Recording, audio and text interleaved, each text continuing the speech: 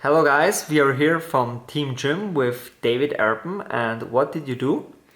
I ended up top 8 in YCS London. Okay, good. And what deck do you play? I played Pure Orcust. Okay, good. A bit spicy Pure Orcust list. Spicy Pure Orcust Deck. Okay, so Yeah. please show us your deck. So yeah, of course we play like the good normal summons, Armageddon Knight and Dark Grepher. Dark Grepher lets you play through like any hand trap. Best card in the deck, probably. Mathematician, he was really good this weekend because like he makes pressure even if he gets ashed. So yeah, that's just the draw was very important. Once I had to set Mathematician twice to out Necro Valley, and with the fourth draw for turn, so like 2 Mathematician draws and 2 draws for turn, I drew Twin Twister and I won that game. And like I wouldn't have another turn if I wouldn't draw the Twin Twister then. Okay, so you think Mathematician is better because as scrap recycler because of the draw? Yeah, and also he plays around there can be only one because he's not a machine. Okay. So yeah, it made more sense to play him. Yeah. Then 3 Harpor, best card to send, best card to have in hand, and like normal summon or send with next or 1 for 1 or like all the stuff. 3 Orcust Nightmare, like consistency. 2 Skimble, pretty strange. A lot of people don't play 2, but we were thinking like the grind game can be pretty strange, and there are a lot of good cards you want to shuffle back into your deck. And also we play Gizmek, so with 2 Symbol you have the opportunity to banish 1 symbol and not lose like all the grind games. Because like also in my top 16 feature match, Gizmek was the MVP, and yeah, without 2 symbols I probably would have lost the game. You always special summon him out with Harp anyway, like then that you can use Gizmek after. And then Brass Bomber, he's kind of a superior extender with 1 for 1 and stuff. Just normal him, go into Link Kuribo, banish him, and special summon an Orcust from hand if you have one. Like he's pretty good, and you have always the option to go for him with 1 for 1. Then the MVP, Gizmek. This card was nuts. Like I really like this card. Oh yeah, OTKs like bait stuff. Then World Wand, of course, for the basic combos. Really interesting card, Cyber Dragon Nexter. I really liked him. He's like another instant fusion because he takes away stuff. You can summon him, get away to Galatea. It doesn't matter where she is. Like she doesn't have to be in the zone here because he's a Cyber Dragon, and with Chimerotic you can just fuse from everywhere. And also, like, there are a lot of problematic cards where you just can set him and go Mega Fleet. He was pretty good. And he discards, like, Orcrusts and special summons himself, which is pretty good. And, like, you can even summon Dingirsu back. So, like, pretty good card. And then Artifact Scythe. Scythe's just for the Artifact engine, like, if you have it going first, like, you should win most of the games. The deck was built for the mirror match, and Scythe just gives you an unfair advantage to win mirror matches, and like a lot of other matchups as well. It performed pretty well when I didn't do it, of course. Then 3 Ash Blossoms for hand traps. Then search cards for Orcus. I play 1 Orcus Bauble, one of the best cards in the deck at the moment because of IP. Then return. You always want to have a return with Horror. It plays around like everything. Then one Crescendo. Crescendo was pretty good, but as you always end up on Bauble, you only need 1 because like you set it anyway only if you really need it, and most of the time you set it in the opponent's turn with a Galatea because then it's live and during your turn. So yeah, Crescendo 1 was enough, and like it was pretty good.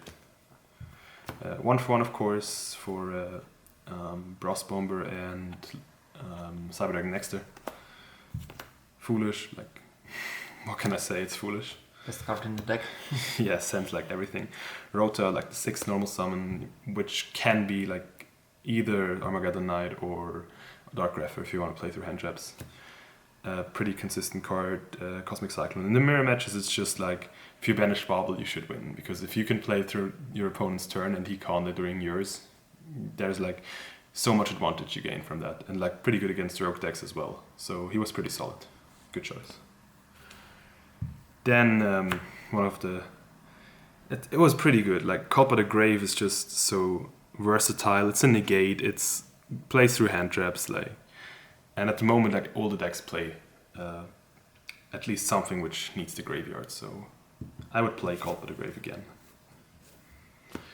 And then we played 2 Artifact Scythe with 1 Trap Trick. Trap Trick is just like we only play 1 target in the main deck. So if you end up having like if you playing 3 Sanctums, it's just like a lot of cards are dead in your deck, but by playing the Trap Trick, you play 3 Sanctums anyway, and you can still. Okay, so let's go to the extra deck. Fair enough. So for the extra deck, I played 3 Galatea because it's like the best Orcust card ever printed. Pretty good, rank 8, Dingirsu. And then Long Girsu, just utility, like one is enough. And then the card which makes the deck like really broken and looks really nice, like Ipt Masquerena. This card, like, yeah, just it is a Unicore, it is a Trispaina, it can be a Bomber Dragon. Like, you have so much utility with 1 card. By playing in your opponent's turn with the bobble, like this card made the deck what it is today. Like, yeah, it gave the deck a huge boost. Then Brawl Sword to OTK, of course. Phoenix for utility and getting rid of back row. Link Kuribo for Brass Bomber. And then the 2 fusions. This one to set and get away like against rogue decks, and this one in the mirror match and stuff. You just get away like everything, and then he has usually a pretty high attack, and if you already poked once with a Dingirsu, you should win the game at that point. Yeah. Okay, very good. So to the last part, the side deck. So yeah, for the side deck, at first we were thinking about playing Nibiru, but then we changed it to DD Crow because DD Crow helps in the Lunalight matchup. It covers up Salamangreat because like the only thing you lose to against Salamangreat is a Dweller, and this one prevents the Dweller usually. So yeah, we played like 2 Crow, then best card in the mirror match. Lancea is just like, you can't play if you got Lancead. Then 1 card which is really broken going second, like Prankatops breaks the whole Ip board by its own because like you can say Battle Phase and he has to react because otherwise you're just running over the Ip and destroying the bobble, so you can't play. Yeah, he's really good. Then the third Cosmic Cyclone for Rogue and the mirror match. Striker, like all the back row decks, like Guru. Yeah, Printress is really good, performed really well. And then 2 Trap Trick targets, Heavy Stormduster, and not together with the second Trap Trick. Yeah, it helps. It's really good. And then of course the Sanctum, the third one for going first. So going first, you have like 5 Sanctums in your main deck, which just gives you a really likely chance to draw 1, and also like even if you draw the Scythe, usually in the mirror matches and stuff, you can still summon Lancea, which is really good. Okay, so David, any changes to the deck, or was it fine for you? The deck worked out pretty well. It was 41 cards in the main deck, so you probably could cut something. Probably would be the symbol, because like if you really know your resource management, you can get away with playing 1. But yeah, I liked playing 2 symbol also, like with the Gizmek and stuff, but you have to really worry before you use Gizmek, or not using it like preemptively if you don't have your symbol out. With like 2 symbol, you have the opportunity to use him, like also in the first turn if you draw him. So yeah, I really liked the deck. It performed really well for me, and yeah, probably thanks to everyone who built the deck. Any shoutouts? Yeah, of course. Shoutouts to like my team G.Y.M. Shoutouts to everyone who worked on the deck. Shoutouts to Zimmerman, which I sadly forgot to mention on the coverage page of Top 8. Sorry, Sebastian, you helped a lot with the deck. And like shoutouts to Marcel Hahn, shoutouts to Peter Müllner, shoutouts to Kevin Züger, shoutouts to Andreas Kohler. We all built the deck. Shoutouts to like all the people who didn't top with X2, which was very unlikely. Like not topping with a topping record is like pretty bad and should be changed. Like it's but it is how it is, and I'm pretty sure you'll get there next time. Okay, so thank you, David, for the profile, and see you next time. Thanks. See you.